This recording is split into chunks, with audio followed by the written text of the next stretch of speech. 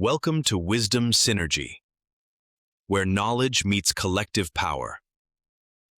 Wisdom Synergy, the day we bulldoze beauty. Have you ever looked at an old photograph and thought, wait a minute, how did we go from that to this? Not just technology, not just culture. I'm talking about the buildings, the soul of our cities, the fingerprints of the people who came before us. Because something strange happened during the last century, we are told humanity has progressed. We have artificial intelligence, supercomputers, smartphones, satellites orbiting the Earth. We can video call someone on the other side of the planet while sitting on a toilet scrolling memes. Yet somehow, many of the buildings being constructed today feel less inspiring than the buildings built over 100 years ago. And tonight, I want to explore a question that most people never stop to ask. Why?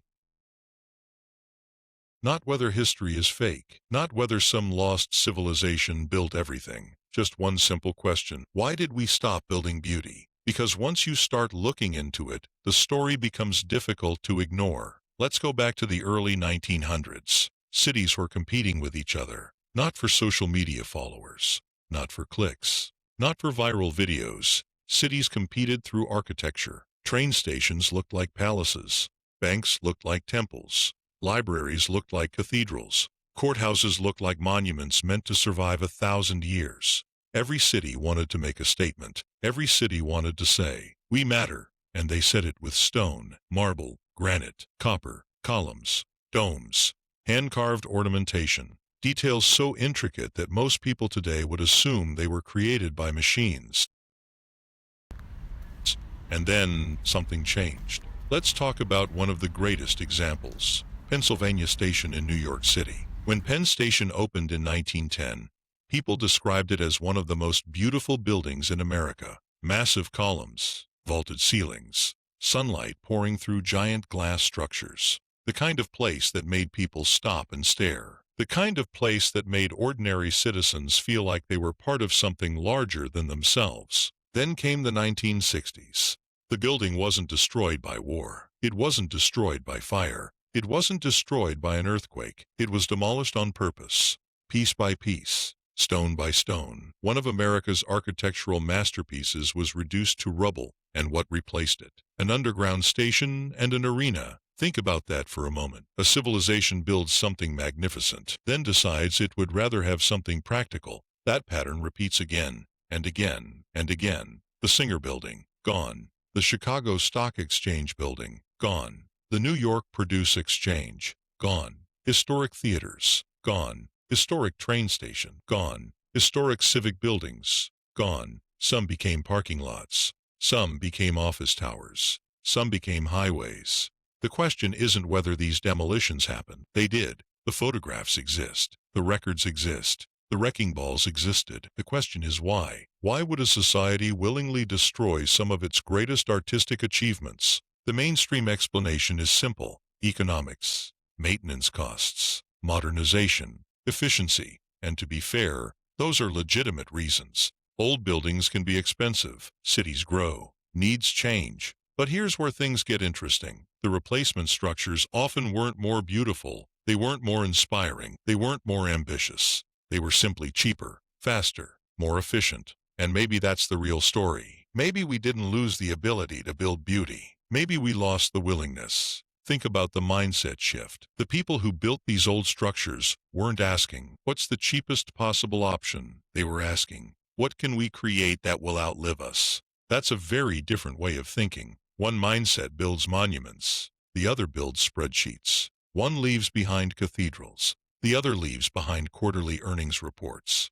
And before anybody starts screaming conspiracy, let's be clear. This doesn't require a conspiracy. Sometimes the truth is much simpler. A civilization can become so focused on speed and profit that beauty becomes an afterthought. Not because someone forced it to happen, because everyone slowly agreed it wasn't important anymore. And that's the part that should make us uncomfortable. Because what does architecture reveal? Architecture reveals values. A society's buildings are physical manifestations of what it believes. Ancient civilizations left pyramids. Medieval civilizations left cathedrals. The industrial age left train stations that looked like palaces. So what are we leaving behind? Glass boxes? Concrete cubes?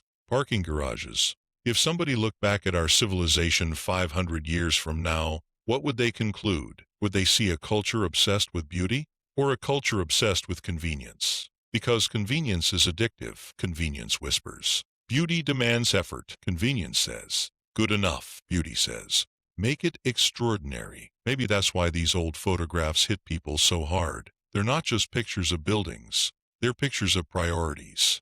They're reminders that people once believed public spaces deserved wonder, that train stations deserved grandeur, that libraries deserved elegance, that ordinary people deserved to walk through places that inspired them. Today we often treat beauty as a luxury, something optional, something extra. But maybe beauty isn't extra. Maybe beauty is nourishment. Maybe humans need beauty the same way we need stories, music, meaning, purpose. Maybe that's why so many people feel disconnected from the modern world. Not because technology is evil, not because progress is bad, but because somewhere along the way we stopped asking whether the things we build feed the human spirit. The old builders weren't perfect. Their era had plenty of problems.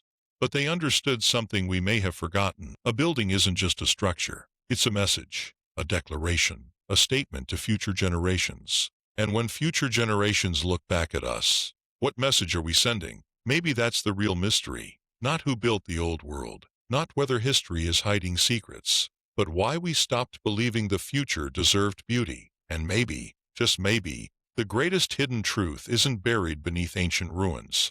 Maybe it's hidden in plain sight, in old photographs, in demolished train stations, in abandoned theaters, in the silent question those buildings still ask us today. What happened to our imagination? This has been Wisdom Synergy. And remember, the most dangerous thing you can do is stop accepting the world as it is and start asking why it became that way.